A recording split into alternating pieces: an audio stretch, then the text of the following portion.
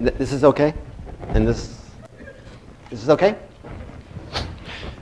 Professor LaCour, Tom, there's no echo for you, right? There's an echo for me. Mentioned that I teach a course comparing responses to atrocity, in, specifically in World War II, more specifically the Holocaust in Hiroshima. And what I want to talk to you about, and more than talk, show you things from, is that class. And I just want to make 2 or 3 simple points and then give you a lot of material to look at and to absorb. Not literary material today, but visual, mostly visual material. Part of the point of the class is to see how people, citizens and artists, filmmakers, writers, poets, photographers, responded to terrible violence and how they artistically formed their responses in poems, novels, films, documentaries, etc. What I try to do in the class is have students and myself respond to their responses to these terrible moments of violence, to try to feel and think about the discomfort that comes with turning terrible events and our experiences of them into art. So there's an ethical component, if I can put it that way, of this course and of the material I'm going to share with you. That is, simply put, when is it okay, or is it okay to turn one's experience of terrible, terrible suffering into something that is artistic and therefore perhaps easier to absorb? Or not. We'll talk about that in a minute. The other thing the class tries to do is talk about and have students and myself experience sympathy to the representations of people who have undergone suffering. And also to experience the limits of sympathy and to try to see where those limits are. Speaking to that specifically is this quote, I'm not sure you can see it, by J.M. Coetzee, the South African novelist, which I'll read to you and you might keep in mind while I'm talking and showing you material today. Thank you. He says, "But it is the knowledge of how contingent my unease is, how dependent on a baby that wails beneath my window one day and does not wail the next, that brings the worst shame to me, the greatest indifference to annihilation." I'll read it again. "It is the knowledge of how contingent my unease is, how dependent on a baby that wails beneath my window one day and does not wail the next, that brings the worst shame to me, the greatest indifference to annihilation." There are a lot of you, but I'd like to try to have some kind of conversation. So let me ask if somebody could tell us what that means or implies. And since you may never see me again, you don't have to be embarrassed. I won't watch. Tom won't watch. It's lucidly put, but it's a complicated idea. Anyone want to make a stab at it? Yeah. What's your name? Isabel? Is it saying that, like, once the baby finally stops crying, only do you notice something like that? Once the baby stops crying, do you notice? I'm not sure it says that. It does say something about the relationship between why you're feeling something and the baby's crying, certainly. Yeah. I think it's saying that you don't recognize that something bad has happened until after it happens. It's definitely saying that, but I think it's also saying something that's a little more disturbing even. There was a hand over there first, and then, was there a hand in the middle? No, yes. Maybe the mere fact that he didn't do anything. Oh, they didn't do anything. To annihilation, like, he thought nothing at the fact that someone was annihilated or that this happened to someone. Uh-huh. You know, we don't know what this speaker did or didn't do, but he seems to feel shame about possibly not stepping in an experience of annihilation. Why does he feel shame? Yeah.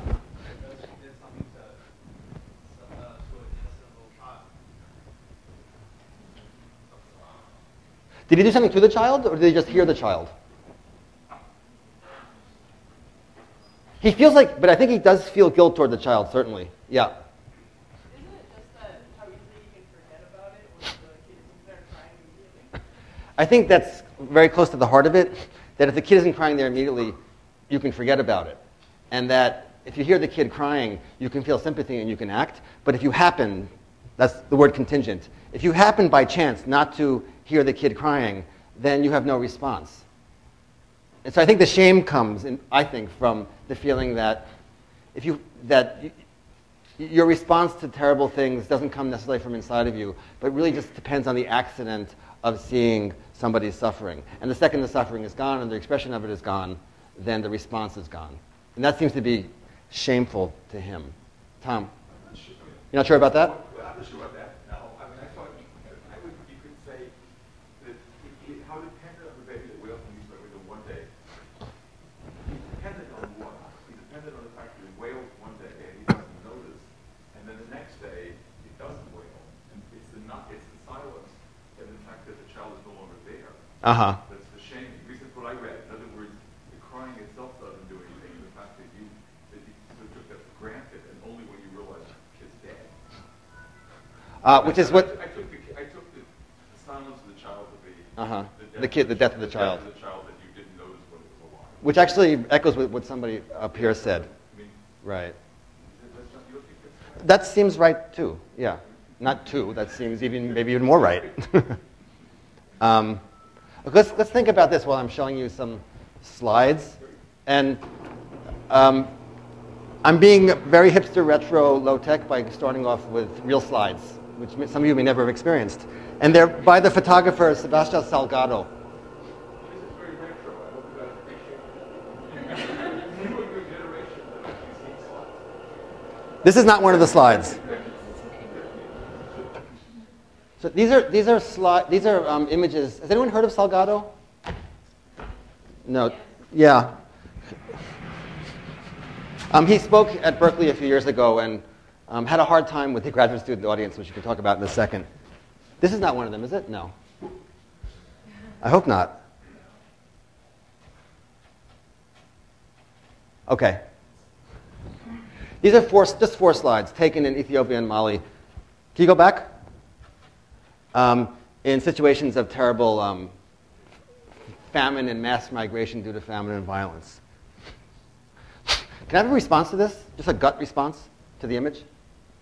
You don't have to think it through. This is Salgado. Salgado. In the middle? It was really painful to watch because she just looked so hopeless. She's painful to watch because she looks hopeless. Okay. Yeah. A human in the act of disappearance. How is she appearing to you to be disappearing?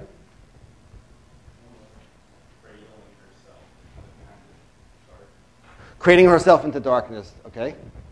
There was in back. I think there was a hand. Yeah. It seems like a little despair. It's just too great to be sustained. Like, I look at this personally, I think that must be temporary, but if you look at the situation, she could live this way. With this. I wonder if the feeling is increased or decreased by not knowing the situation. It may make it worse in a certain sense because you can't think about the context at all. You can't think about what could be done, what has been done. In back? Just in terms of composition, it reminds me of Munch's Scream. Munch's The Scream. Can anyone else speak to the composition? When you said that this is somebody who looks like she's disappearing, that's starting to talk about the artistic composition of it. Can anyone talk about what it is about how it looks that's making you feel whatever it's making you feel, if anything? Yeah.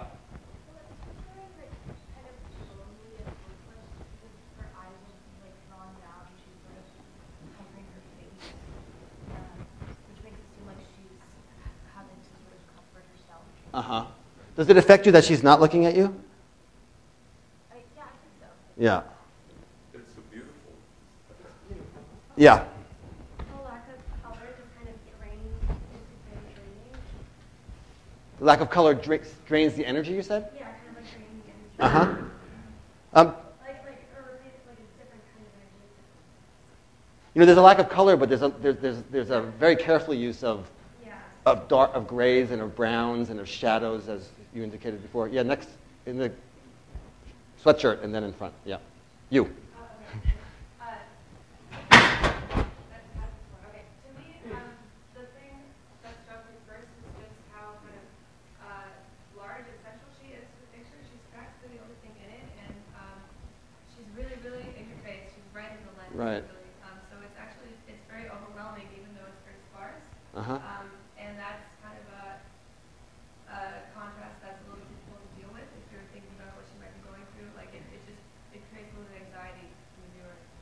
Interesting. It creates anxiety. Yeah. There was one, actually two down in the purple shirt. Did you have it? Yeah, no. In front again? Did you say this was like family starvation?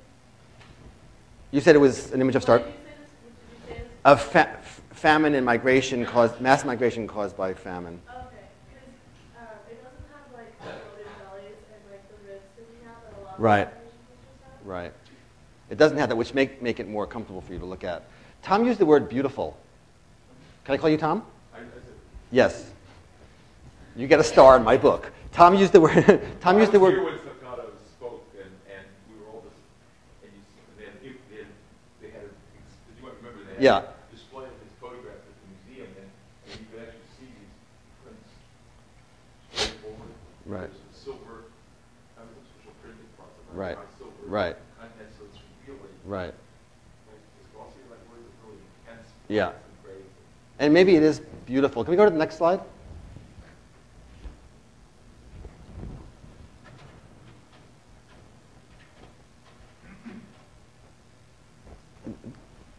Do you think this is beautiful? Do you think this is composed? Do you think this is candid?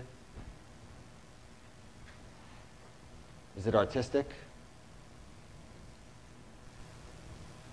There's a certain rhythm, certainly, right, of the bodies and the heads, closely cropped against the mountains, right, with the boy in the center. Or, I don't know if it's a boy, actually, the person in the center who seems to be in an expression of anguish. Next one.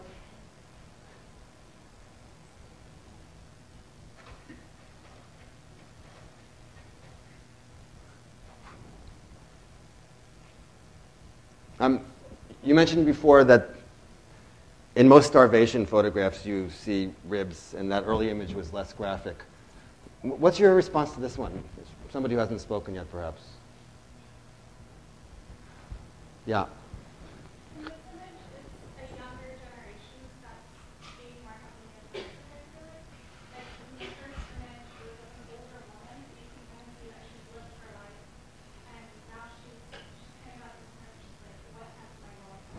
Mm-hmm. Could you repeat some of those photographs? Yes, you said that this is a younger generation, right? It seems like a younger generation, and there's an expression that seems to say, what does my world come to, right? Yeah. Someone talk about the looks, the gazes, where they're going? Yeah. So, because the eyes of the person on the left is sort of pointing to intent, it seems to convey a sort of a grim acceptance. When he looks at the other person and he knows this is the kind of life they're meant to live. It's almost as if they've gone beyond despair, they've gone beyond anguish, and they've become numb to the idea that their life is going to be miserable because they're starving. The older, you mean presumably the parent or the older person. What about the kid? In the cap? Seems like the kid is almost like looking up like in a hopeful way, kind of, whereas like as if he doesn't like understand like the situation, and like sees kind of a light at the end of the tunnel. I mean, the kid being, I don't know what, 3, 4, 5, would still be looking to the parent for some kind of salvation, not knowing that things may be at the end of their rope, right? Yeah.